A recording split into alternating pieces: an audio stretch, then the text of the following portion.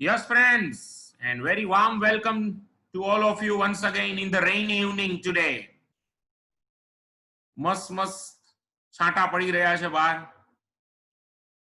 વરસાદ હવે રહી ગયો છે જો કે, અને રેઇનબો બનશે હમણાં થોડીક વારમાં.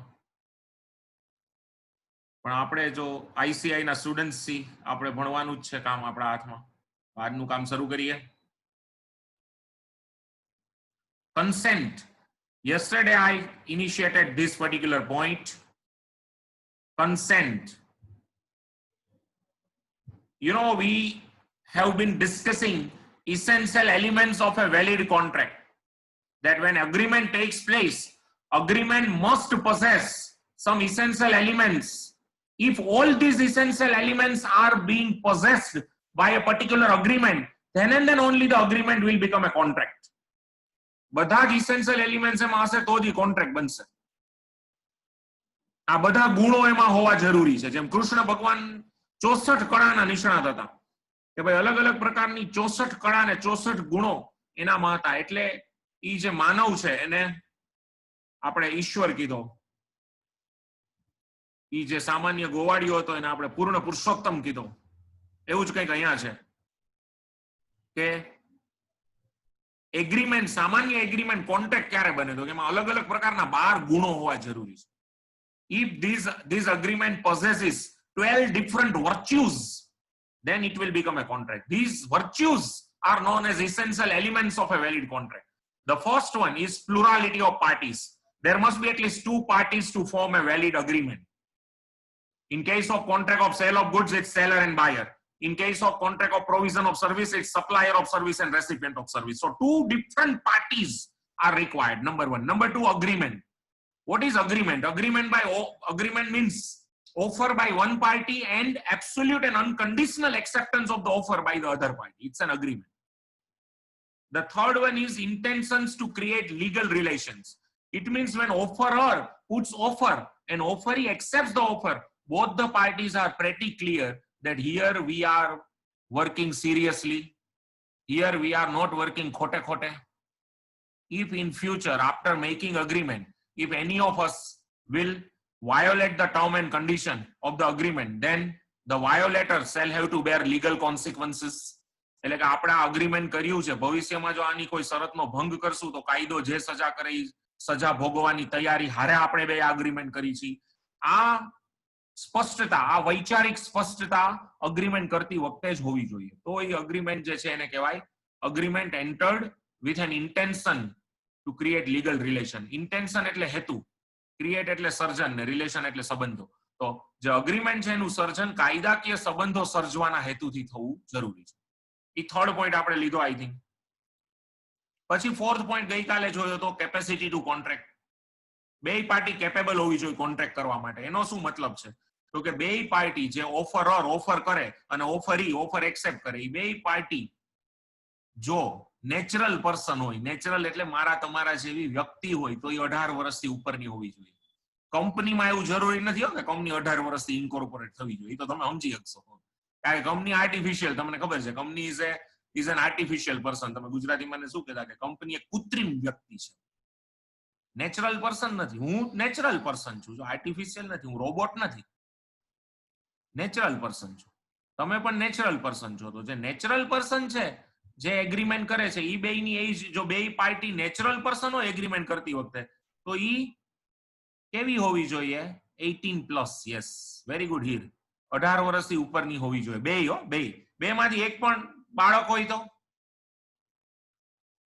એક 11 વર્ષની હોય વ્યક્તિ અને એક 20 વર્ષની હોય તો એમ નહીં. એવું ચાલે કે એક 16 વર્ષ અને એક 20 વર્ષ, તો બેની એવરેજ એજ તો 18 યર્સ થઈ ગઈ ને? ચાલે એવું? એક 16 યર્સની છે અને એક 20 યર્સની છે, તો બેની એવરેજ એજ થઈ ગઈ 18 યર્સ. એવું ચાલે? નો ચાલે. બે 18 વર્ષથી ઉપરના ઢાંઢા હોવા જોઈએ. ક્લિયર છો બધા? બે માંથી એક પણ માઇનોર હોય તો શું થાય? તો કે એને કહેવાય void ab initio. Agreement will be treated as a void ab initio. Void ab initio. This is the agreement which is void ab initio. Void એટલે કાંઈ નહીં, nothing, cancelled, રદ, નીલ, ઝીરો, નલ એન્ડ વોઇડ, આવા agreement ને એના beginning થી જ void ગણ્યું. એટલે એમ કે છે કે આને એગ્રીમેન્ટ જ ન કહેવાય. હવે જો એગ્રીમેન્ટ ન થાય તો કોન્ટ્રાક્ટ ક્યાંથી થાય? બીકોમ જ ન કરો તમે તો એમકોમ ક્યાંથી થાવ? 10મું જ પાસ ન કરો તો 12મું પાસ ક્યાંથી થાવ? આ એના જેવું છે. ઓકે, તો બે પાર્ટી માઇનોર હોવી જોઈએ. Yes, very good Sara. Nimisha, cancelled from the very beginning. બે પાર્ટી સાઉન્ડ માઇન્ડ ની હોવી જોઈએ, એટલે કે બે પાર્ટી ગાળી, જરા પણ ગાડી ન હોવી જોઈએ. ગાડી અમદાવાદ વાળા ને એમ કે આ તો ગાળો થઈ ગયો, ગાળો. આપણને સમજાય નહીં હું કહેવા માંગે છે, પણ ગાંડો થઈ ગયો ટૂંકમાં. આપણે અહીંયા એમ કહી, આપણે તો ભલભલા હારા હારા ને ગાંડાના લેબલ લગાડી દઈએ. તો બે પાર્ટી સાઉન્ડ માઇન્ડ ની હોવી જોઈએ, બુદ્ધિશાળી હોવી જોઈએ, ઇન્ટેલેક્ચ્યુઅલ હોવી જોઈએ, લોજિકલ થિંકિંગ ધરાવતી હોવી જોઈએ. એનો મતલબ કે ગાંડી હોવી જોઈએ નહીં. હવે ગાંડાના પ્રકારો મેં તમને કાલે કહી દીધા. ખાલી ગાંડા એટલે જેનું મગજ ખસકી ગયું હોય એને જ અહીંયા કોન્ટ્રાક્ટ એક્ટમાં ગાંડા નથી કીધા. કોન્ટ્રાક્ટ એક્ટ જે દારૂની નશાની હાલતમાં જો નશામાં ચકચૂર હોય છે એને ગાંડો ગણે છે. એટલે નશામાં ચકચૂર હાલતમાં જો એગ્રીમેન્ટ કરે તો એગ્રીમેન્ટ વોઇડ એબ ઇનિશિયો ગણે. કોન્ટ્રાક્ટ એક્ટ હિપ્નોટાઇઝ્ડ પર્સનને પણ અનસાઉન્ડ ગણે છે. ઇન્ડિયન કોન્ટ્રાક્ટ એક્ટ ઇન્ટોક્સિકેટેડ એટલે કે જેને ડ્રગ લીધું હોય, ઇન્જેક્શન લગાવ્યું હોય, દમ મારો દમ વાળા બધા, એને પણ અનસાઉન્ડ ગણે છે. ડિલીરિયસ એટલે કે જેને તાવને લીધે મગજમાં સનેપાત ઉપડો હોય એને પણ ઇન્ડિયન કોન્ટ્રાક્ટ એક્ટ ગાળો ગણે છે. તો ઇન્ડિયન કોન્ટ્રાક્ટ એક્ટ માટે ગાળા એટલે ખાલી એવા જ નહીં કે જેને મગજ ખસકી ગયું હોય, પણ બીજા ઘણા બધા પ્રકારના લોકોને ઇન્ડિયન કોન્ટ્રાક્ટ એક્ટ ગાળો ગણે છે. તો એ તમે સમજી જાવ. એટલે બે જે છે એ ગાંડા હોવા જોઈએ નહીં. અને થર્ડ છે બે ક્વોલિફાઈડ હોવા જોઈએ કાયદા દ્વારા. એટલે કે એને નેગેટિવલી ડિફાઇન કર્યું છે થર્ડ ને, કે both must not have been disqualified by any law for the time being in force. Any law other than the Indian Contract Act. એટલે ઇન્ડિયન કોન્ટ્રાક્ટ એક્ટ સિવાયના કોઈ કાયદા દ્વારા પણ બે માંથી એક પણ પાર્ટીને નાલાયક ઠેરવેલી હોવી જોઈએ. હું તમને એક જોરદાર એક્ઝામ્પલ આપું. મેમોરેન્ડમ ઓફ એસોસિએશન તમને ખબર છે, આવેદન પત્ર ગુજરાતીમાં તમે કહેતા, બરોબર? How many clauses are there in MOA? તમે કર્યું હતું? કેટલી ક્લોઝીસ હોય MOA માં? આવેદન પત્રમાં કેટલી કલમો હોય? 6 સાચું છે, સારા. 5 નહીં, 6 અલગ અલગ 6 ક્લોઝીસ. એમાં સૌથી વધુ મહત્વની કલમ કઈ આવેદન પત્રની? આપણે એ ભણ્યા. તમારે શું આવતું ઓલું OC માં આવતું હશે, ઓસિકામાં, ઓર્ગેનાઇઝેશન ઓફ કોમર્સમાં કે શેમાં ક્યાંક આવતું હશે. Object clause. હવે 8 થઈ ગઈ ક્લોઝ, બરોબર છે. ચલો, એ 2013 ની વાત છે, પણ સૌથી વધુ મહત્વની ક્લોઝ કઈ? ઓબ્જેક્ટ ક્લોઝ છે, બરોબર? ઓબ્જેક્ટ. હા, યા, વેરી ગુડ સિદ્ધાર્થ. હવે બીજું સિદ્ધાર્થ એક યાદ છે કે એવું કોઈ કામ કંપની કરે, તમારે આમાં ઈ ભણવાનું જ, બધું રિપીટ થવાનું છે. કંપની કોઈ એવું કામ કરે કે જે ઓબ્જેક્ટ ક્લોઝ ની બહાર નું હોય, એટલે કે એવું કોઈ કામ કરવા માટેનો અગ્રીમેન્ટ કરે. કંપની એવું કોઈ કામ કરવા માટેનું અગ્રીમેન્ટ કરે કે જે ઓબ્જેક્ટ ક્લોઝમાં મેન્શન ન કર્યું હોય. એને ઓબ્જેક્ટ ક્લોઝમાં ખાલી એટલું જ મેન્શન કર્યું કે કંપની ખાલી મોબાઈલ ટેલિફોનની સર્વિસ પ્રોવાઈડ કરશે ને એના માટેના ટાવર્સ બિછાવવાનું કામ કરશે, આટલું જ લખ્યું છે. અને હવે કંપની જે છે એ ફાસ્ટ મૂવિંગ કન્ઝ્યુમર ગુડ્સ બિઝનેસમાં ડીલિંગ કરવા માંડી છે. જે પર્ટિક્યુલર કંપની છે XYZ લિમિટેડ, એના ઓબ્જેક્ટ ક્લોઝમાં નથી મેન્શન. આવું જો કામ માટે કંપની કોઈ નવું એગ્રીમેન્ટ કરે, કંપની રિટેલ બિઝનેસમાં એન્ટર થાય અને એના માટે એગ્રીમેન્ટ્સમાં એન્ટર થાય, તો આ કંપની એક નાને કઈ કહેતું. અને હા, આમાં તમે લખી જ નાખ્યું અલ્ટ્રા વાયર્સ. અલ્ટ્રા વાયર્સ એક નલ વોઇડ ગણાતા. Ultra virus act. Yes, excellent, very good. અને અલ્ટ્રા વાયર્સ કંપનીઝ એક્ટમાં વોઇડ ગણાતા, મીન્સ નલ એન્ડ વોઇડ ગણાતા કંપનીઝ એક્ટમાં. એવું ભણ્યા હતા તમે કઈ? Yeah, it was a part of SPCC. I don't know about 12 syllabus, પણ ક્યાંક આવતું હશે આ વસ્તુ, બરોબર ને? Ultra wires. ઓકે, હીર ને કમ્પ્યુટર હતું એટલે, બરોબર છે. કાંઈ વાંધો નહીં હીર, આપણે આમાં બધું ભણવાનું છે સાવ બેઝિક્સ થી. હા, કંપની લો માં આવશે બધું તમારે. તો ultra vires are void ab initio, બરોબર છે? Is it fine? તો ફ્રેન્ડ્સ, ઈ જ વસ્તુ અહીંયા લીધી એને કે ઇફ એની કંપની થર્ડ કેટેગરીમાં, the person must not be disqualified by law, by any other law. ખરેખર તો company is a, can we say company is an artificial person? Company is an artificial person. Company is having artificial entity. So if company enters into an agreement, now understand carefully and listen carefully. If company enters into an agreement to do any act which is not mentioned in the object clause of the company's memorandum of association, then Indian Contract Act says that such agreement will be void ab initio and company is disqualified by company law to enter into any agreement which is any agreement to do any act where the act is not mentioned under object clause of memorandum of association of a company. So even if company goes beyond the powers given to it by the object clause and enters into an agreement to do such an act which is not mentioned under object clause, then such act will be ultra vires, and Indian Contract Act also says that such agreement will be void ab initio. That means Indian Contract Act does not consider that the agreement has ever been made, and such agreement will be treated as null and void. That is what we call cancelled from the very beginning. Yeah. तो क्यों चलो आई बात समझ में? तो ત્રણ વસ્તુ હોવી જોઈએ. હવે ફરીથી યાદ રહી ગયું બધાને. બે મેજર હોવા જોઈએ, એટલે કે 18 વર્ષથી ઉપરની બે પાર્ટી. આ ક્યારે લાગુ પડે? બે નેચરલ પર્સન હોય ત્યારે. બે સાઉન્ડ માઇન્ડ ના હોવા જોઈએ. ક્યારે સાઉન્ડ માઇન્ડ ક્યારે જરૂરી છે ભાઈ? Soundness of mind is required only at the time of making agreement. Only at the time of making agreement there must be of sound mind. Agreement થયું ત્યારે બે સાઉન્ડનેસ બેયનામાં મગજમાં હોવી જોઈએ. And third is both are not disqualified by any law from entering into a contract. Both are not disqualified by any law from entering into a contract. આપણે શુદ્ધ ગુજરાતીમાં થોડું હસવા માટે એનું ભાષાંતર કરીએ તેમ થાય કે બેમાંથી એક પણને નાલાયક ઠેરવેલો હોવો જોઈએ નહીં. બેમાંથી એક પણને કોઈ પણ કાયદા દ્વારા નાલાયક ઠેરવેલો હોવો જોઈએ નહીં. નાલાયક એટલે કે ડિસ્ક્વોલિફાઈડ. તો ફ્રેન્ડ્સ, આ void ab initio હવે તમને સમજાશે. Agreement which is void ab initio. ગઈકાલે થોડુંક શરૂ તો કરેલું મેં, અહીંયા છે જો. Void ab initio means cancelled from the very beginning. એક થોડુંક એમાં આગળનું એડ કરું છું આજે. void agreement.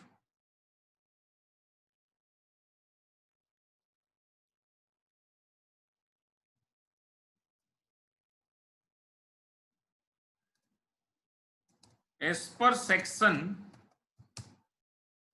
2, આ એક નવો પોઈન્ટ આડ વાત છે ભાઈ. G of the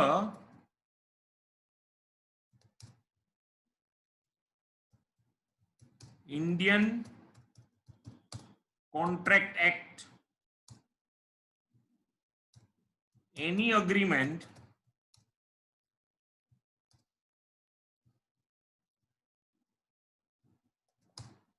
not enforceable by law is a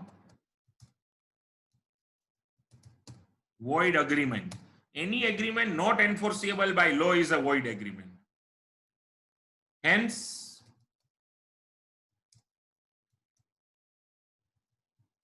agreement with, તો આનો મતલબ એ થયો ને ફ્રેન્ડ કે આપણે થોડુંક એમાં હજી થોડુંક કરીએ. Hence, any agreement which does not possess એટલે હોલ્ડ કરવું, ધારણ કરવું, ધરાવવું ગુજરાતીમાં possess. આપણે કહીએ ને પોઝેશન કોનું ભાઈ? પોઝેશન ક્યારે આપશો? એટલે માલિકી એટલે કે કબજો. પોઝેશન એટલે કબજો. ઓનરશિપ એટલે માલિકી. ઓનરશિપ અલગ અને પોઝેશન અલગ, સમજો. એટલે અહીંયા તો ઠીક છે, આ વાત અલગ જ છે, પણ અહીંયા એમ છે કે ધારણ કરવું. આપણે નો કહીએ કે you possess excellent singing skill, અને બહુ સરસ ગાતા આવડે છે, મજા આવી ગઈ. અથવા આપણે કોઈને કહીએ કે યુ હેવ ગોટ, એમાં આપણે you have got excellent sense of humour. તારી પાસે બહુ સરસ તીક્ષ્ણ લોકો બીજાને હસાવવાની કળા છે. બહુ મજા આવશે. આપણા જે કાલે લેક્ચર ચાલુ થયું ને લોજિકલ રીઝનિંગ, આપણા એન્જિનિયર જિજ્ઞાસુ માકડ સર, એમાં હજી તમને અનુભવ થશે. હવે જો કે આમ થોડુંક ઓનલાઈન છો તમે એટલે એનો લાભ કદાચ એટલો નહીં મળે તમને. ઓફલાઈનમાં તો છોકરાઓને ખૂબ હસાવે, એટલે પણ એની પાસે એની કમેન્ટ જે છે એ બધી ઇન્ટેલિજન્ટ હોય, છુલ્લક ન હોય. બાકી હસાવા તો એટલા અઘરા નથી, પણ આમ ઇન્ટેલિજન્ટ કોમેન્ટ એવી હોય કે જે થોડીક વાર પછી સમજાય આપણને એને શું કીધું. તો એને કઈ સેન્સ ઓફ હ્યુમર. આપણે કેમ જ્યોર્જ બર્નાર્ડ શો એક બહુ મોટા નાટ્યકાર થઈ ગયા, એની પાસે એક એક્સલન્ટ સેન્સ ઓફ હ્યુમર. અને વિન્સ્ટન ચર્ચિલ એ વખતના ઇંગ્લેન્ડના વડાપ્રધાન એના ખાસ મિત્ર હતા. George Bernard Shaw possess excellent sense of humour. એ જ રીતે તમે નામ સાંભળ્યું છે માર્ક ટ્વેઇન, કદાચ જે લોકો ઇંગ્લિશ મીડિયમમાં ભણ્યા એને તો ઘણું વાંચ્યું હશે, ટોમ સોયર ને બધું. માર્ક ટ્વેઇન પણ બહુ મોટા હાસ્ય કલાકાર, હાસ્ય લેખક હતા, કલાકાર ન કહેવાય. અને એની પાસે પણ એની સેન્સ ઓફ હ્યુમર બહુ સરસ હતી. તો હેન્સ એની એટલે આપણે કહીએ ને you possess an excellent sense of humour. બહુ સરસ છે બધું, લોકોને હસાવાની તારી બહુ તાકાત, બહુ મીન્સ તારી પાસે શક્તિ છે, તું એ શક્તિ ધરાવે છે, એટલે એને એમ કહે કે you possess an excellent skill that is a sense of humor you possess. એવી રીતે અહીંયા પણ any agreement which does not possess, પણ અહીંયા any agreement which does not possess even a single essential element, then it will become a void agreement. All void agreements are considered as void ab initio. All void agreements are considered as void ab initio.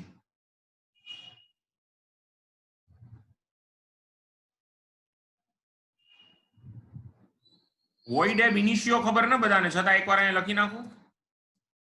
That is cancelled from the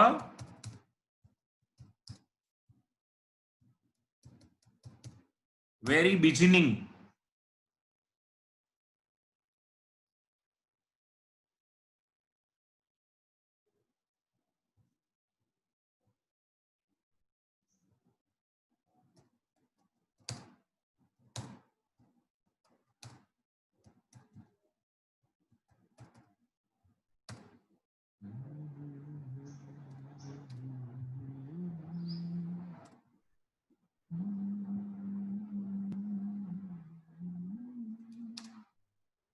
કોઈ કહી શકે કે example?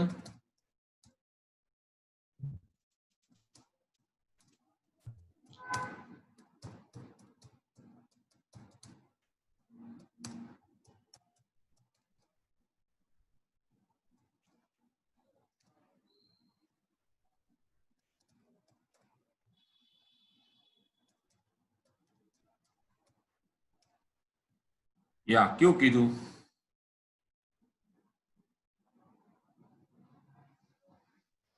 Yeah, Charlie Chaplin. Here, Charlie Chaplin was also having great sense of humor, but he was basically an actor. હાસ્ય લેખક નહીં. આપણે ગુજરાતીમાં કહીએ ને, ગુજરાતી લિટરેચરમાં તો જ્યોતિન્દ્ર દવે, ધનસુખલાલ મહેતા, પછી હમણાંની વાત કરીએ તો બકુલ ત્રિપાઠી, વિનોદ ભટ્ટ, હવે તો બધા જો કે ગુજરી ગયા, અત્યારે દિવંગત થઈ ગયા. અત્યારે કરંટ કહીએ તો એક નલિની ગણાત્રા, એ બધા બહુ શાર્પ સેન્સ ઓફ હ્યુમર, એટલે બહુ સરસ. નિરંજન ત્રિવેદી લખે છે. ઝવેરચંદ મેઘાણી હાસ્ય લેખક, ઓ માય ગોડ. કુલદીપભાઈ, તમને તો ખબર હોવી જોઈએ ઝવેરચંદ મેઘાણી હાસ્ય લેખકમાં ન આવે. સાબુદ્દીન રાઠોડ ખરા, પણ એ હાસ્ય કલાકાર કહેવાય, એ જોક કહેતા. આપણે આ સારા છે ને એની બાજુમાં જ રહે સાવ, એના પાડોશી. હા સારા, આવ બાજુમાં જ. સાબુદ્દીનભાઈ પણ હવે એજ થઈ ગઈ થોડીક ને, થોડાક સાબુદ્દીનભાઈ હવે ગરમ સ્વભાવના થઈ ગયા, પેલા જેવું નથી રહ્યું. એટલે હવે થોડાક એજની અસર થઈ એના ઉપર. થોડાક દુઃખી જીવ છે ઘરના ઓલામાંથી. પન્નાલાલ પટેલ ને કોઈ જો હાસ્ય લેખક કહે તો હું અત્યારે જ હમણાં અગાસીમાંથી ઠેકડો મારી જાઉં. ભાઈ તમારે લો કોણ લેશે પછી, એટલે હું નથી કરતો. બરોબર, ચાલો એ વાત નથી કરતા અત્યારે, લાંબુ થશે. આપણે આને જોઈએ. Agreements made without any intention to create legal relation is void ab initio. આ બધા એના એક્ઝામ્પલ્સ છે. સેકન્ડ, જો અત્યારે જેટલું કઈ કર્યું છે એના આધારે એક્ઝામ્પલ આપું છું તમને. agreement with minor.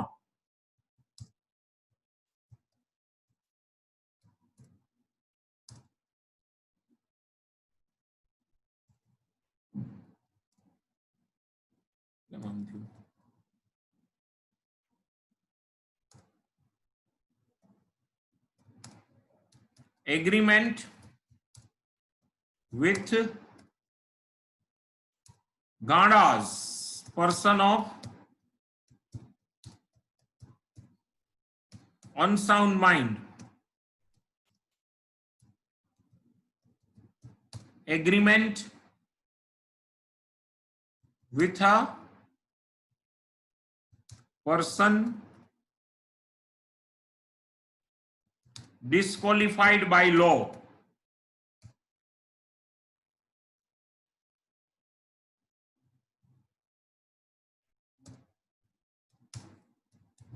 અને લાસ્ટ અત્યારે જેટલું થયું ત્યાં સુધીનું લઈ લો ને તો agreement without consensus ad idem. Consensus at idem means agreement where both the parties did not have agree upon the same thing in the same sense. So friends, આ બધા void agreements ના example છે. હજી હું આમાં add કરી શકું છો. Agreement without consideration means agreement where consideration is flowing only from one side, not from the other side. That means if I declare any donation to my caste association, મારી જ્ઞાતિનું એક association છે અને હું એક donation declare કરું કે મારા તરફથી 11,111 લખી લેજો અને પછી હું આપું નહીં તો એ લોકો મારી સામે બાકાયદા કોઈ કેસ કરી ન શકે. એનું કારણ છે કે મેં એને ડોનેશન આપવાનું વચન આપ્યું પણ એને સામે મને કાંઈ આપ્યું નથી કે મને કાંઈ આપવાના નથી. એટલે કે all promise to donate are generally void with some exceptions. Later on we will see those exceptions, but generally these are void. In the same way, I gave you example that Bolbala charitable, હમણાં જો ગમે યાદ કર્યું આપણે, બોલબાલા charitable trust વાળા Jayeshbhai corona થઈ ગયો ને તો એના માટે એક આપણે શુભકામનાઓ આપી બધા મનોમન. બહુ સારું કામ કરે છે અને ઘણા બધા લોકોને રાહત અલગ અલગ રીતે પહોંચાડે છે. લોકડાઉન દરમિયાન લગભગ 30,000 લોકોને ભોજન પહોંચાડતા. તો બોલબાલા ચેરિટેબલ ટ્રસ્ટ જે છે એ પર્ટિક્યુલરલી રોજ બધાને જમાડે છે સવાર સાંજ, એનો અન્નપૂર્ણા રથ. તો ફ્રેન્ડ્સ એમાં કાંઈ જમવાનું બરોબર ન હોય અથવા તો કાંઈ મીઠું ઓછું હોય કે કાંઈ સ્વાદ બરોબર ન હોય તો આપણે કોઈ લીગલ એક્શન લઈ ન શકીએ, કારણ કે આપણે એને કાંઈ, એટલે કે આપણે તો કન્ઝ્યુમ નથી કરતા પણ જે લોકો કન્ઝ્યુમ કરે છે એ લોકો એને કાંઈ પેમેન્ટ નથી કરતા, બરોબર, એ ફ્રી ઓફ કોસ્ટ છે. એટલે આ બધા છે એગ્રીમેન્ટ્સ without consideration is void ab ઇનિશિયો. આ આપણે આગળ જેમ ભણતા જશું એમ હું આમાં એડ કરતો જઈશ એક્ઝામ્પલ્સ ઓફ વોઇડ એગ્રીમેન્ટ. પણ અત્યારે તમને બેઝિક્સ હવે ખબર પડી ગઈ વોઇડ એગ્રીમેન્ટ શું છે. જો વોઇડ, પહેલા તો આપણે meaning of the term void ab initio જોયું કે means cancelled from the very beginning. Void agreement શું છે? As per section 2G of the Indian Contract Act, an agreement not enforceable by law is void. But if an agreement is enforceable by law, it's a contract. If an agreement is enforceable by law, it's a contract. But if an agreement is not enforceable by law, it's void agreement. Hence, any agreement which does not possess even a single essential element, then it will become void agreement. All void agreements are considered as void ab initio, that is cancelled from the very beginning. Some examples are like this: agreement made without any intention to create legal relations, agreement with minor, agreement with person of unsound mind, agreement with a person disqualified by law, and agreement without consensus ad idem. Now consent. Yeah, any question, friends?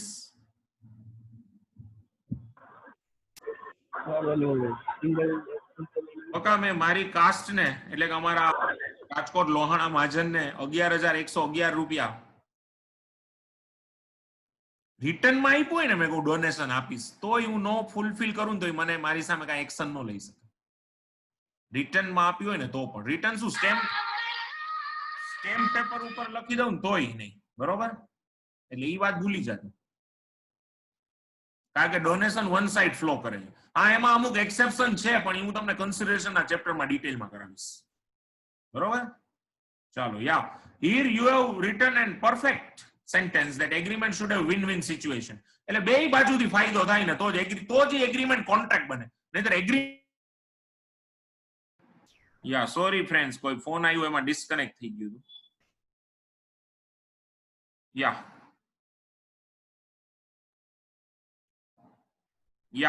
તો હવે શરૂ કરીએ પાછું. એટલે યા બરોબર છે કે એગ્રીમેન્ટમાં બેય બાજુ બેનિફિટ હોય તો જ કોન્ટ્રાક્ટ બને.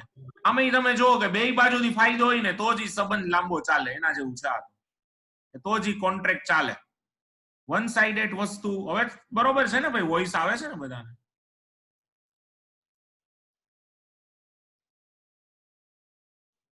सुनाई दे रहा है जो मैं बोल रहा हूं वो? आप बताना. या थैंक यू. चलो तो હવે જો ફ્રેન્ડ્સ, આ કન્સેન્ટ એટલે શું ઈ જોઈએ આપણે. What do we mean by the term consent? Consent means consensus ad idem. Means both the parties agree upon the same thing in the same sense. Then it is called a consent. મેં તમને કાલે example એનું આપી દીધું એક. Okay, એક હજી example બનાવી દઉં છું એનું.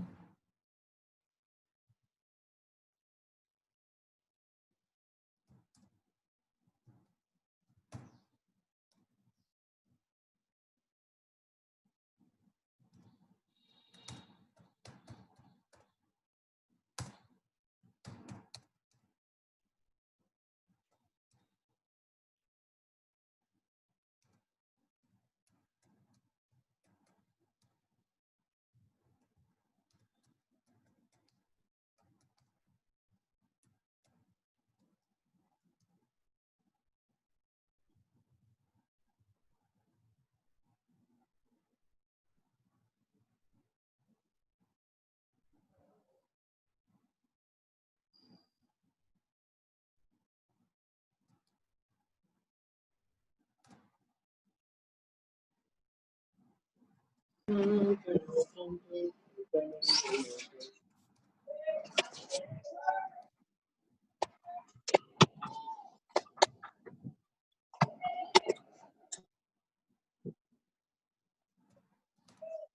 put a proposal to purchase 1,000 bales of sugar for 10,000 pounds sterling to Y of London. Y accepted the proposal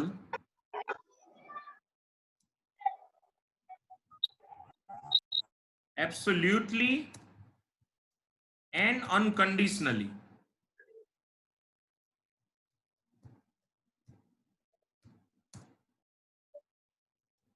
But while putting a proposal,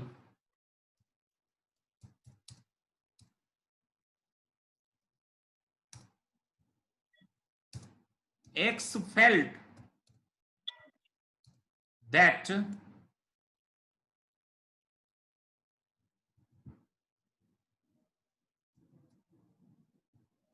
consignment of sugar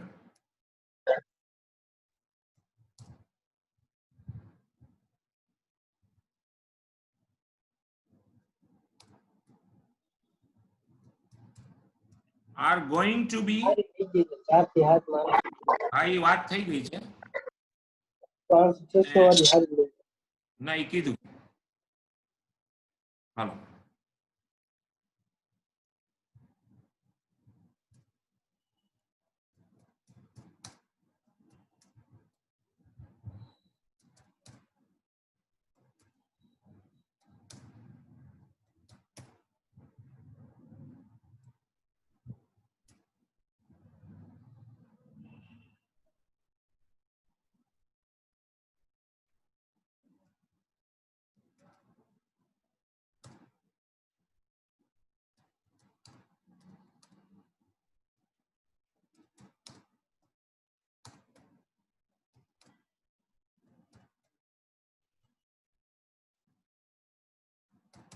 આ થોડું ટેકનિકલ એક્ઝામ્પલ બનાવું છું ફ્રેન્ડ્સ.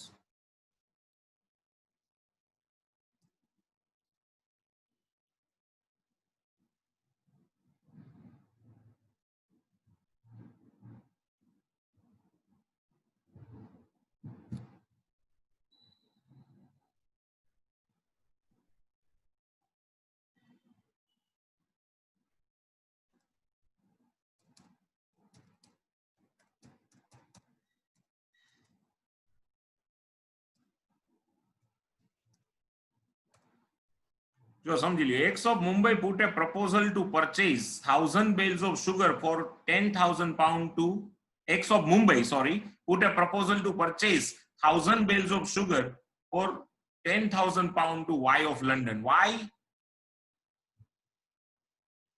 આપણે એમાં થોડુંક એડ કરી દે. During the month of June. આ બનેલી જ ઘટના છે. Y accepted the proposal absolutely and unconditionally. એટલે એગ્રીમેન્ટ તો થઈ ગયું અત્યારે એમ માનો તમે. But while putting a proposal, X felt that consignment of sugar, એક જ consignment રાખ્યું છે આપણે, is going to be sent through vessel Peerless, which is about to leave London port in the month of September. Which is about to leave London port in the month of September. Whereas while accepting the proposal, Y was very clear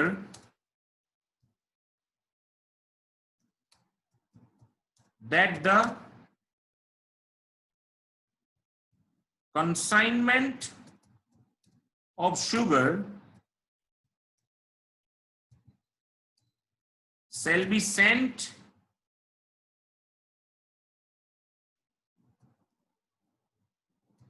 through vessel Peerless, which is expected to leave London port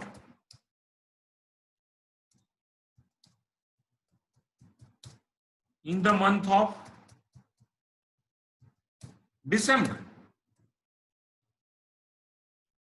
Actually, there were two vessels. अच्छा, vessels समझाई છે ને બધાને, વહાણ, named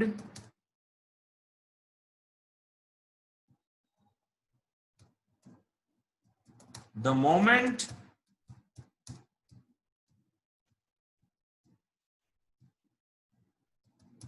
clarification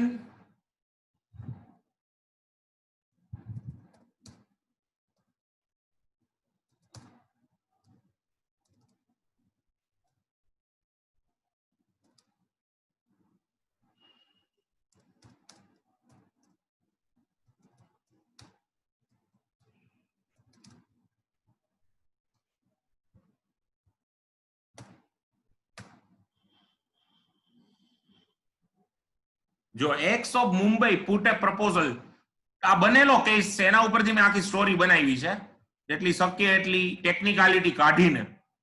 X of Mumbai put a proposal to purchase 1000 bales of sugar for 10,000 pound to Y of London. Yes friends, so that's what I was telling you. Once again, let's have this example. This is a happened case. X of Mumbai put a proposal to purchase 1000 bales of sugar for 10,000 sterling, that is 10,000 pound, to Y of London. X of Mumbai put a proposal to purchase 1000 bales of sugar for 10,000 pound to Y of London during the month of June. Y accepted the proposal immediately, absolutely and unconditionally. Y હળી કાઢીને proposal accept કરી લીધી, એટલે આ બની ગયું તમારે particularly agreement. તો એમ શરૂઆતમાં એવું લાગ્યું agreement થઈ ગયું, but while હવે થયું કેવું કે જ્યારે proposal મૂકી ત્યારે X ના મગજમાં એવું હતું કે હું આ જે 1000 ગુણી જે છે ને ઈ Y Peerless નામના, કારણ કે Y લગભગ બધું Peerless વેસલમાં જ લંડન થી મુંબઈ મોકલતો, એટલે X ને બહુ ક્લિયર હતો, X એના મગજમાં પ્રપોઝલ મૂકતી વખતે કે Y જે છે આ Peerless વેસલમાં ચડાવશે ને. ઈ સમયે છે ને તમને ખાસ જણાવું, વેસલ ન્યૂઝ, શિપિંગ ન્યૂઝ આવતા. શિપિંગ ન્યૂઝ નામનું એક મેગેઝિન જેવું આવતું, જેમાં છે ને લખ્યું હોય કે અલગ અલગ શિપ, ખાસ કરીને આ બધા વેપારીઓ મગાવતા. કેમ અત્યારે આપણે શેર બજારના મેગેઝિન આવે, જે લોકો શેર માર્કેટનું, સ્ટોક માર્કેટનું કરતા હોય ને સ્ટોક માર્કેટના હાલ હવાલ, એવી રીતે ઈ સમયે બધું શિપિંગ થ્રુ વધારે મર્ચન્ટ નેવી જેને કહેવાય, મર્ચન્ટ નેવલ વેસલ, એટલે કે જે મર્ચન્ટ નેવી એટલે શું કહો તમે ગુજરાતીમાં એને કે વેપારી નેવી, વેપારી વહાણવટુ, એનું એક મેગેઝિન આવતું. ઈ મેગેઝિનમાં એક્સ વાંચી લીધું હતું કે પિયરલેસ વેસલ, એક્સ ને એટલી ખબર હતી કે વાય બધું જ જે છે ઈ સિન્ધિયા સ્ટીમ એન્ડ નેવિગેશન ની પિયરલેસ વેસલ થ્રુ જ બધું લંડન થી મુંબઈ મોકલે. એટલે એને ઈ વાંચી લીધું હતું કે સપ્ટેમ્બરમાં પિયરલેસ જે છે ઈ લંડન પોર્ટ ને લીવ કરશે. એટલે એક્સે મનોમન ધારી લીધું હતું કે આપણને ખાંડનો જથ્થો જે છે ઈ ઓક્ટોબરના પહેલા વીકમાં મળી જાય. એટલે એને વાય ને પ્રપોઝલ મૂકી, ભાઈ મારે 1000 ગુણી ખાંડની 10,000 પાઉન્ડમાં જોઈ છે. વાય એક્સેપ્ટ કરી અને વાય ક્લિયર હતો. વાય પિયરલેસ નામના વેસલથી જ બધું મોકલતો, પણ વાય ને ક્લિયર હતો જ્યારે પ્રપોઝલ એક્સેપ્ટ કરી ત્યારે કે આ પિયરલેસ વેસલ કે જેમાં 1000 ગુણી ખાંડની લોડ કરીને મુંબઈ મોકલવાની છે એ ડિસેમ્બરમાં લંડન પોર્ટ લીવ કરશે અને મુંબઈ ઉપર જાન્યુઆરીના ફર્સ્ટ વીકમાં પહોંચશે. જ્યારે એક્સે પ્રપોઝલ મૂકી ત્યારે એક્સ ના મગજમાં કયું પિયરલેસ વેસલ હતું કે જે સપ્ટેમ્બરમાં લંડન પોર્ટ લીવ કરે, લંડન પોર્ટ છોડી અને ઓક્ટોબર ફર્સ્ટ વીકમાં મુંબઈ પહોંચે.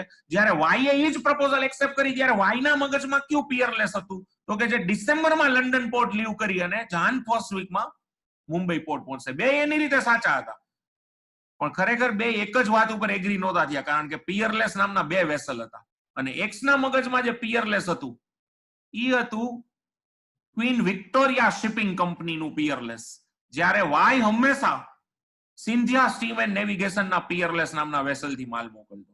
એટલે એક્સે જે વેસલ થ્રુ, જે વહાણ થ્રુ માલ આવશે એમ માનીને પ્રપોઝલ મૂકી હતી, એ જ પ્રપોઝલ વાયએ કોઈ બીજા વહાણ થ્રુ માલ મોકલીશ એમ માનીને એક્સેપ્ટ કરી લીધી. એટલે બેય પાર્ટી એક જ વાત ઉપર એગ્રી થઈ શકી નહીં. જેવું આ વસ્તુ ડિક્લેર થયું, જેવી આ વસ્તુ ક્લિયર થઈ, એટલે આ પર્ટિક્યુલર બે વચ્ચેનું જે એગ્રીમેન્ટ હતું ને જૂન મહિનામાં, એ એગ્રીમેન્ટ જૂન મહિનાથી જ કેન્સલ ગણાય, જૂન મહિનાથી જ વોઇડ ગણાય, જૂન મહિનાથી જ નલ એન્ડ વોઇડ ગણાય. આવું ફ્રેન્ડ્સ આ ટેકનિકલ એક્ઝામ્પલ કહે છે. જો તમને ક્લિયર થાય છે આ ટેકનિકલ એક્ઝામ્પલ? આ કાર એક્ઝામ્પલ જેવું જ છે હીર, પણ આ હેપન્ડ કેસ છે બચ્ચા. કારનું જ એક્ઝામ્પલ તું ગણી લે, પણ આ થોડોક હેપન્ડ કેસ તમને ન લાગ્યો કે આવી ઘટના ઘટી ગઈ હતી? સી કોર્ટનું ડિસિઝન મેં અહીંયા કોર્ટ કર્યું.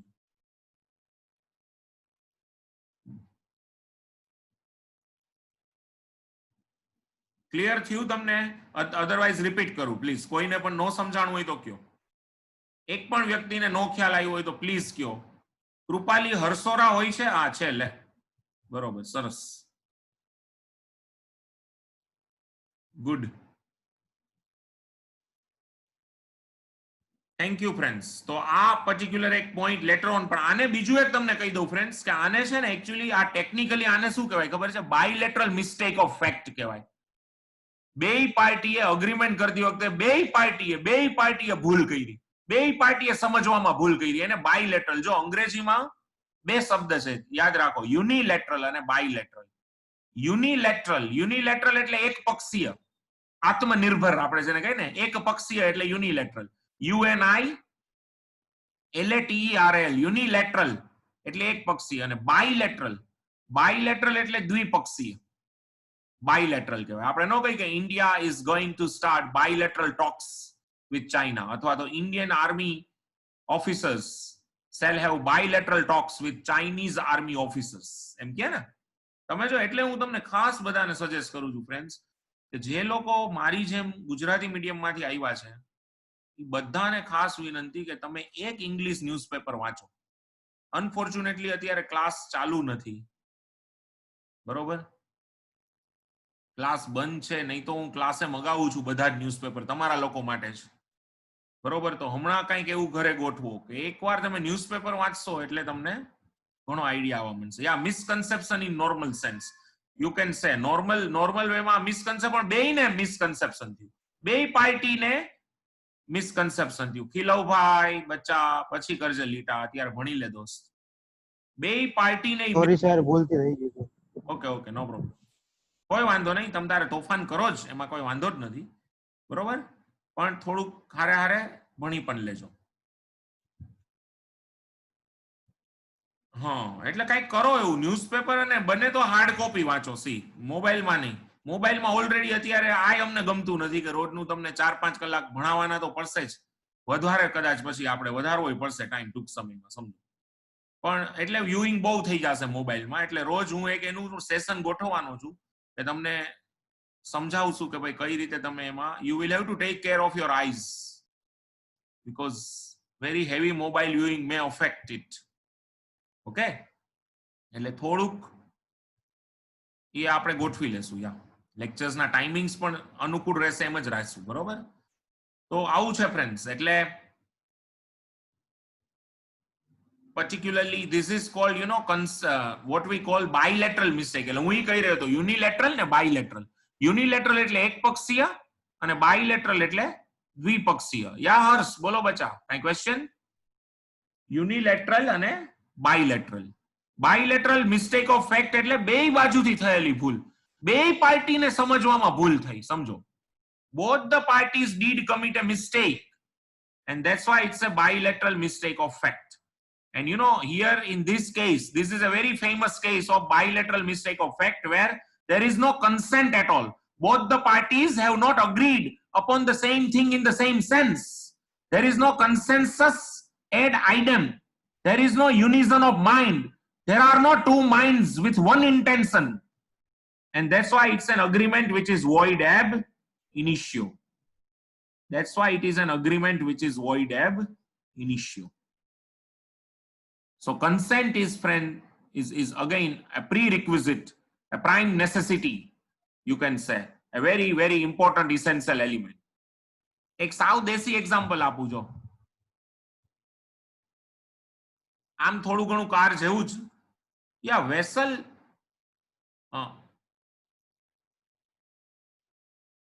ઓકે, વેસલ એટલે શિપ ભાઈ. Vessel, VESSEL, vessel.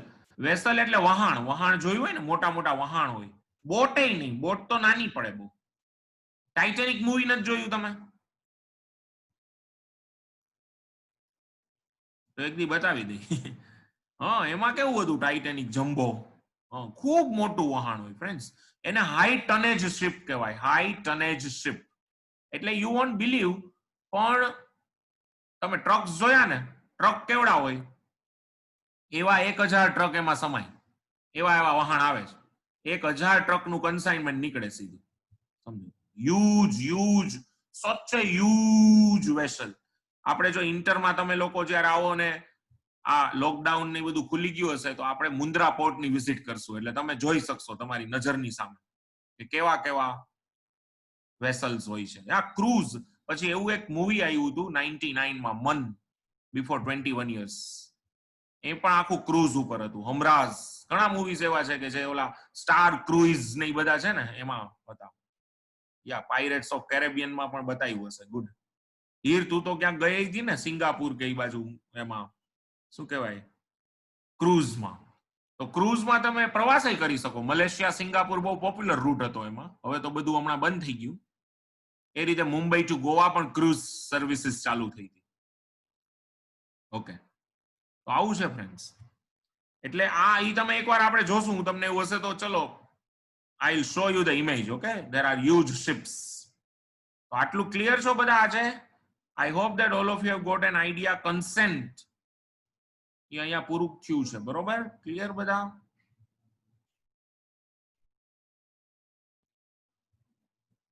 ગુડ. અને આ એક બહુ સરસ એક્ઝામ્પલ છે. આજે રાત્રે તમને પાછું અહીંયા સુધીનું PDF હું મોકલી દઈશ, તો લખી લેજો બધા. બરોબર, બોલો અભિભાઈ, શું ન સમજાણું? તો અહીંયા સુધી રાખીએ ફ્રેન્ડ્સ આજે. હવે 6:10 જેવું, 6:08 જેવું થયું છે, તો પાછું ક્યારે કહું? 6:15 કહું અજપા સરને કે તરત જ વયા જાવ છો બસ બદલાવીને? બોલો હર્ષ, શું છે બેટા? 6:15 નું સરને કહી દઉં છું ફોન કરીને. હો, ફાઇન. ચલો આવજો બધા. Good day, enjoy the weekend. હવે આ મોસ્ટલી આપણે સોમવારે મળશું પાછા. બરોબર, આવજો આવજો આવજો આવજો આવજો આવજો.